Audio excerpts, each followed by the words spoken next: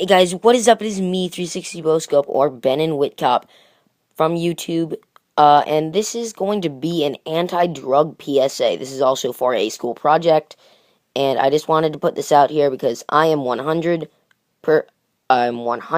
against drugs. If that drug's not going to save your life, you need to not take it. No abuse, I don't want none of that. But today, we are going to be answering two simple questions. And I'm going to get to one of them now, and we'll answer the other one in a minute. uh, why should you and others abstain from using alcohol, tobacco, and other drugs, or ATOD? Abstain means to not do it, never to just leave it alone. And the second question is, how can we help others abstain from alcohol, tobacco, and other drugs, or ATOD?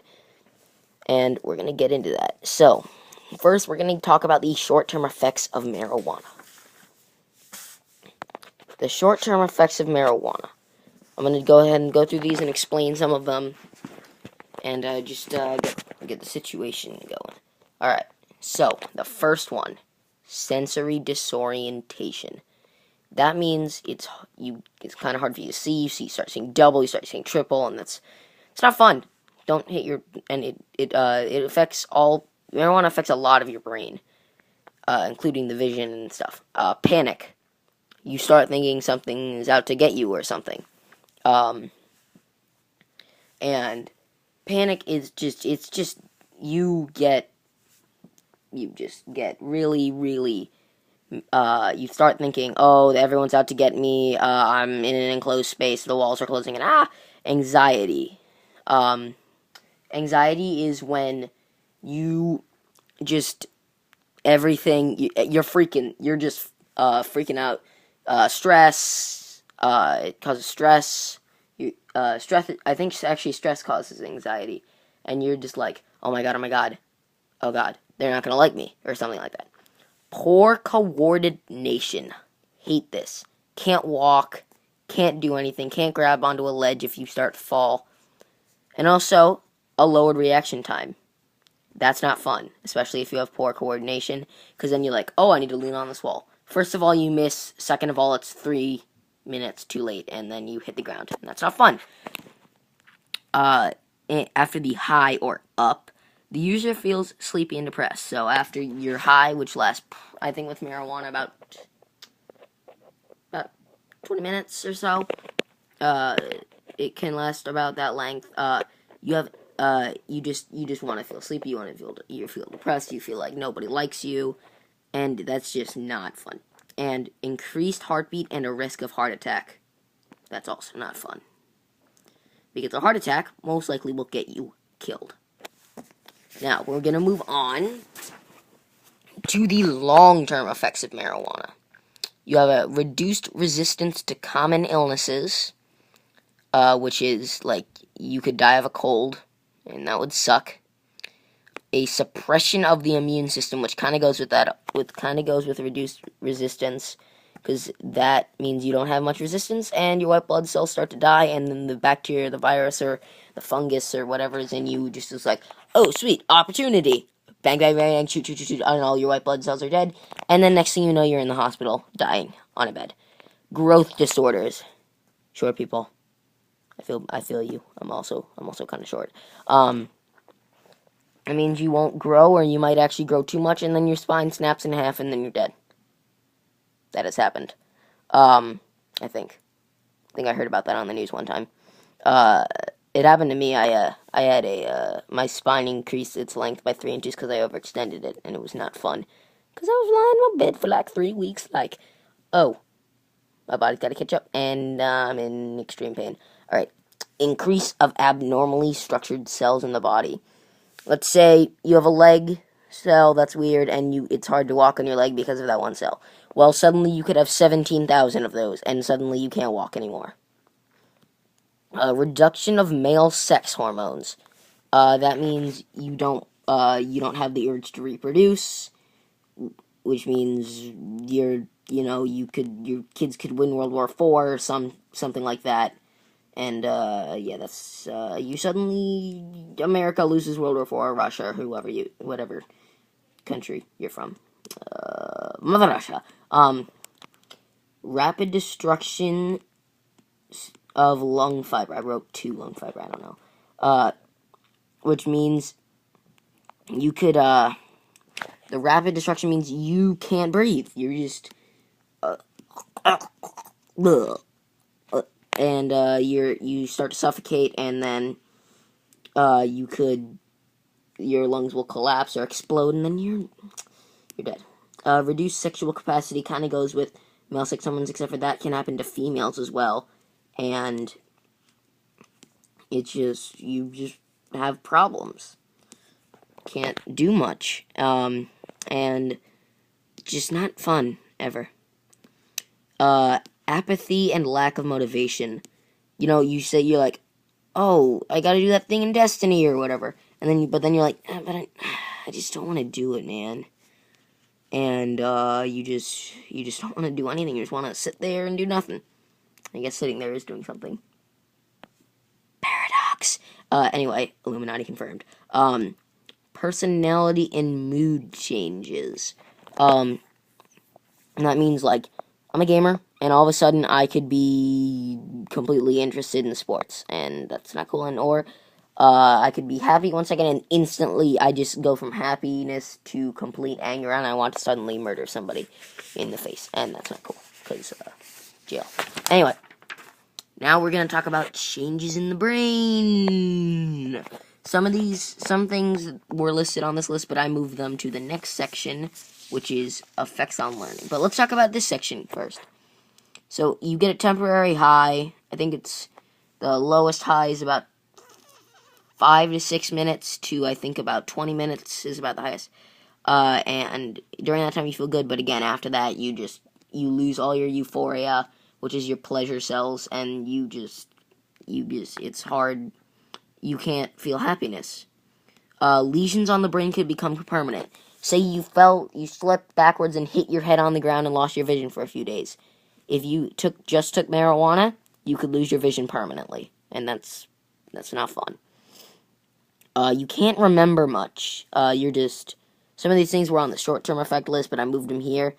You can't remember much, and that's not cool, because if you're studying for a test, yeah, can't remember anything.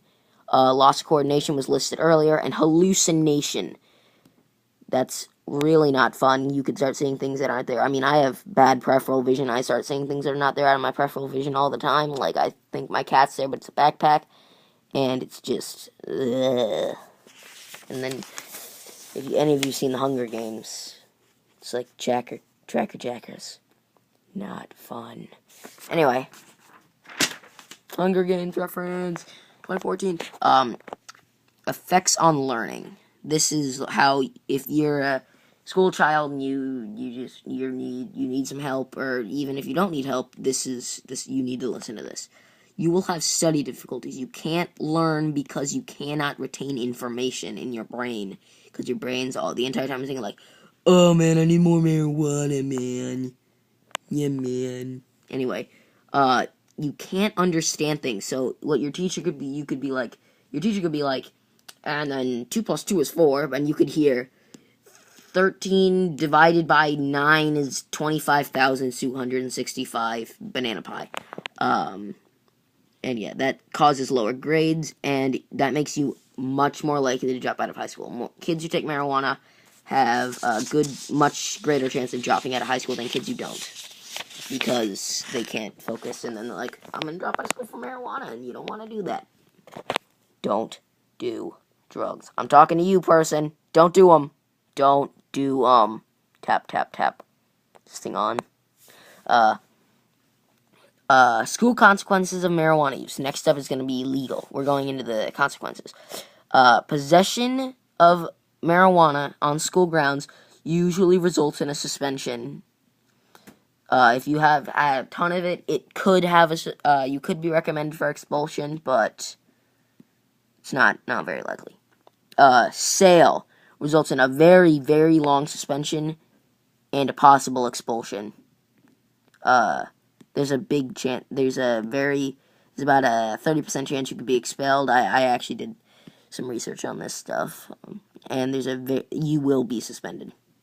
You will be suspended for any of these. and consumption, immediate expulsion. Cannot be high on school grounds. Alright, and now the legal consequences. This is for if you're not on school grounds. Note that marijuana is illegal in some states, however, but it's never for minors. That means kids. Possession has a maximum fine of $5,000 and a minimum fine of $500, a maximum prison sentence of 3 years and a minimum of 30 days. Sale has a max fine of $1 million and life in prison. Has a minimum fine of $5,000 and a minimum fine of, I believe it's 3 years in prison. And if you sell to minors if you sell to a minor or you sell within 1,000 grounds of a school, with 1,000 feet of school grounds, you will be immediately have life in prison and $1 million fine. And cultivation has the same as the sale of marijuana. That for those of you who don't know and you're uneducated, cultivation it's just it means to farm marijuana. Here we have some statistics, some non-use statistics. In 2014, 7% of 8th graders, 18% of sophomores, and 22% of seniors had tried marijuana. But we can change it to get to 0.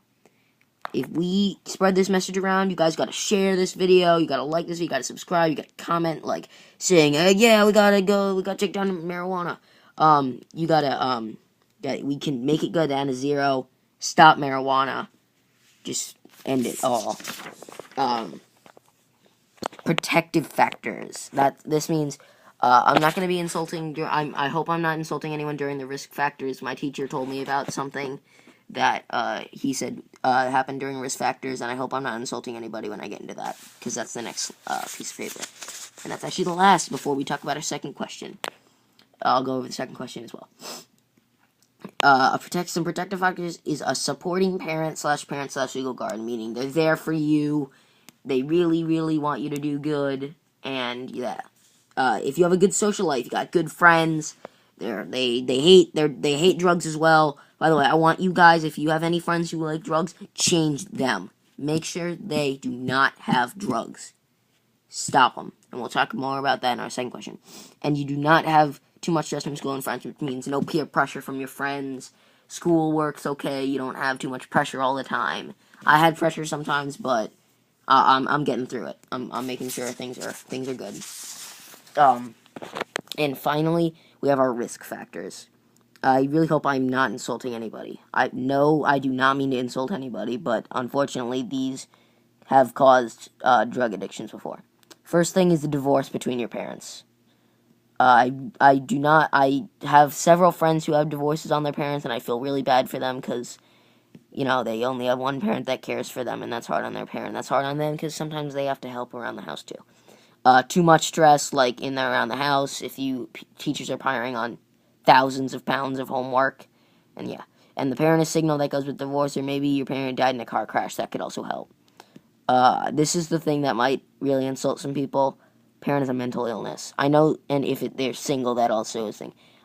I'm not trying to be insulting, but parents who have mental illness can cause a lot of stress on the kid, because they have to take over, and then that could cause it. And bad friends. Friends who already are into drugs, and they're putting peer pressure on you all the time to take drugs. Just, if you have friends like that, find some new friends, because you tend to be like your friends. So if you have bad friends, you're a bad person. Not 100% of the time, but a lot of the time. Just think about that, guys. Alright, and now the second question. How can we help others abstain from ATOD? Alcohol, tobacco, and other drugs. You know how we can help them? We can get involved with them. We can make them not have drugs. We can just stop them completely. Make sure that they have no urge to take it. They know that they have good friends who are there to support them no matter what's happening. They can trust you, and you can trust them, and for those who don't live in America, you guys have different ways of doing things. However, you do not do everything different. You still gotta be there for your friends, your comrades, your pals. anyone you know that might be at risk of taking drugs, your family, everyone. Just be there for them. Make sure that you are completely and 100% on board with their ideas. Make sure they know that they have a friend out there or a family member out there who cares about them and will care for them no matter what happens. Well, that's going to be it for this video. Thank you guys so much for watching. Like, comment, and subscribe if you're viewing this on YouTube. And just thank you guys so much for watching this video. This is my anti-drug public service announcement. I've been 360 Boscope. You've been the audience. Bye. See you guys. And remember, don't do drugs.